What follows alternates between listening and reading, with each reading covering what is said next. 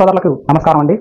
రబీ సమయం దగ్గర పడటంతో రైతులు విత్తనాలను ఎంచుకొని సమకూర్చుకునే పనిలో ఉన్నారు. రబీకి అనువైన కొత్త వరి వంగడాలు, వాటి విశిష్టతలను ఈ వీడియోలో తెలుసుకుందాం. ANM 1638, WGL 962, RNR 21278 సన్నగింజ రకాలతో పాటుగా దొడ్డుగింజ రకాలను కూడా మన రాష్ట్రంలో అధిక విస్తీర్ణంలో సాగు చేస్తుంటారు. దొడ్డుగింజ రకాల విషయంలో మనందరికీ తెలిసినవి JGL 24423, రెండవది KNM 118, మూడవది MTU 1010. ఈ మూడు మనకి చాలా ప్రాచుర్యంలో ఉన్నవి. RNR 29325 అనే వెరైటీని మార్కెట్లోకి ప్రవేశపెట్టడం జరిగింది. ఈ RNR 29325 అనే వెరైటీ నూక శాతం ఉండదు, చాలా తక్కువ. అంటే మనకి 98% నూక లేకుండా ఇవి క్వాలిటీగా ఉంటాయి. దిగుబడి అనేది 30 నుండి 35 క్వింటాల వరకు వస్తుంది.